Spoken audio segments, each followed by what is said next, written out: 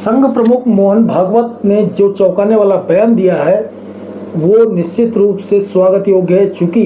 मोहन भागवत ने मणिपुर हिंसा का जिक्र किया और कहा कि इसे रोकना पड़ेगा और मणिपुर की हिंसा जो है ठीक नहीं है, तो ये सीधा सीधा माना जा रहा है कि सीधे सीधे इशारा है उनका केंद्र सरकार पर, और केंद्र सरकार के गठन को अभी चंद दिन ही हुआ है, कैबिनेट बनी नहीं कि मोहन भागवत का बयान आ गया। तो अब ये जो जिस तरह से उत्तर प्रदेश की बात अगर हम खास तौर पे करेंगे तो उत्तर प्रदेश में जो तमाम जीती हुई सीटें बीजेपी इस बार हार गई है, उसके पीछे एक बड़ा कारण लोग ये भी बता रहे हैं कि संघ जो है, जो आरएसएस राष्ट्रीय स्वयंसेवक संघ है, वो अपनी जो भूमिका उसकी होती है उस भूमिका में नज़र नहीं आया। और उसके पीछे की कहानी भी बड़ी चौंकाने वाली है। दरअसल एक अखबार को दिए गए इंटरव्यू में जेपी नड्डा ने यह कह दिया था कि संघ जो है वो सांस्कृतिक और सामाजिक संगठन है, तो उसे उसका अपना काम करने दिया जाए और हमें जो हमारा काम है, यानी बीजेपी अब बड़ी हो गई है और बीजेपी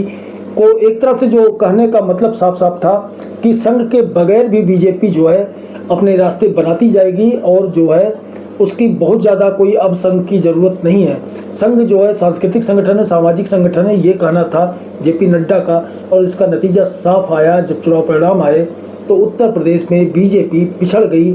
सपा गठबंधन से, यानी सपा कांग्रेस का जो गठबंधन था उससे बीजेपी पीछे हो गई। बड़ी चुनौती अगले विधानसभा चुनाव को लेकर के है, जो कि जो नतीजे लोकसभा के आए हैं, अगर इसी तरह के परिणाम आते हैं तो बीजेपी के लिए सरकार बनाना कठिन हो जाएगा। तो ऐसे में संघ की जरूरत पड़ेगी बीजेपी को, क्योंकि संघ की जो अहम भूमिका होती है, जब चुनाव होता है तो चुनाव से पहले संघ